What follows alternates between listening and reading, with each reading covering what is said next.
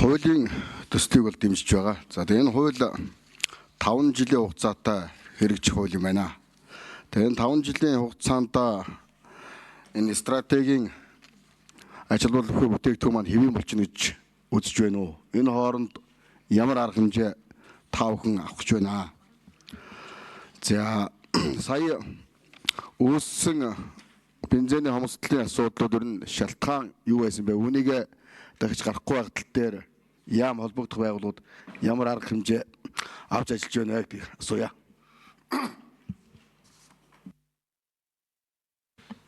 За хариулт 5 номер.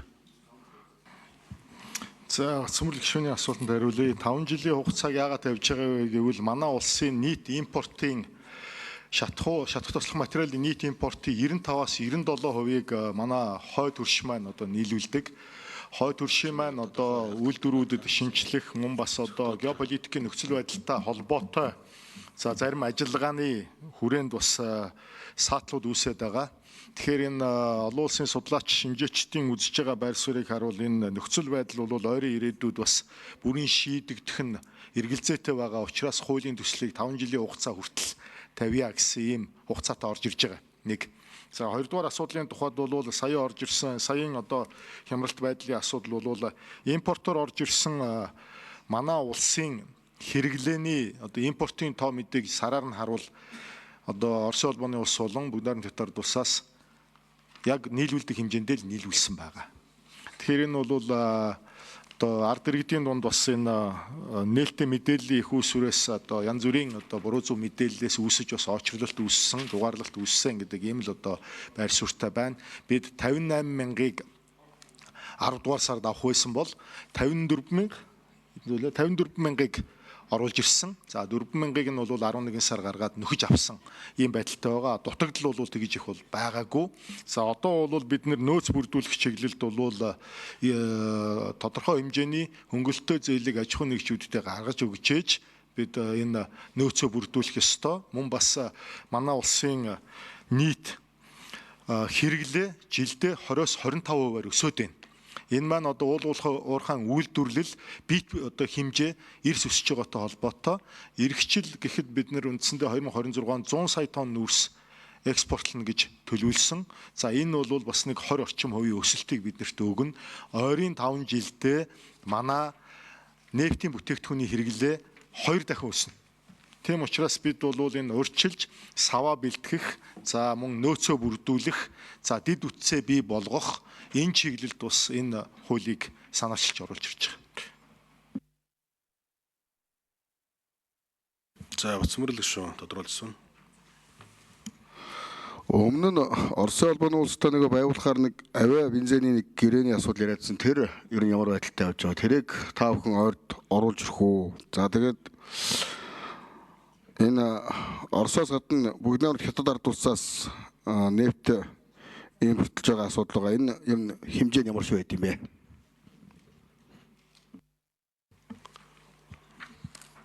Хариулт 5 номер Дамдын Нэв сайд.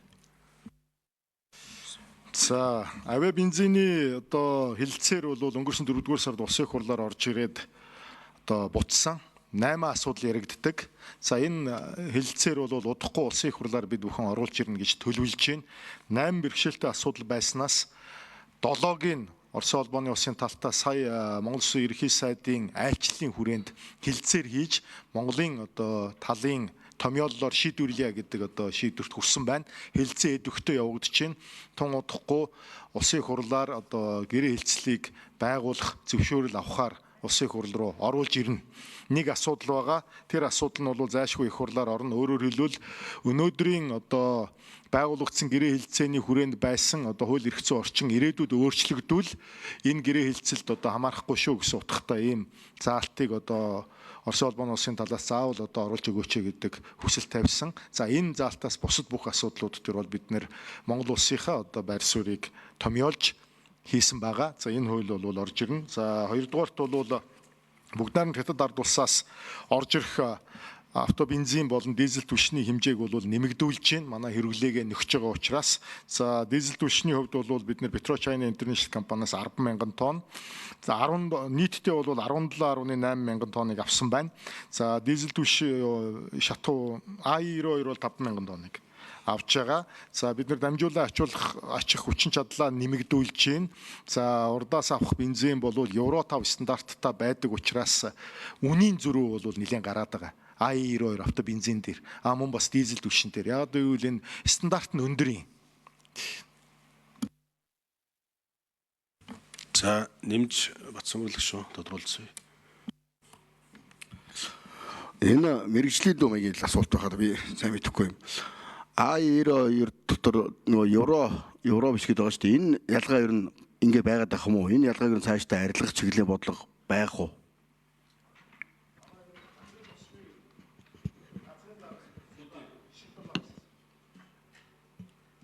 За 6 номер хариулт.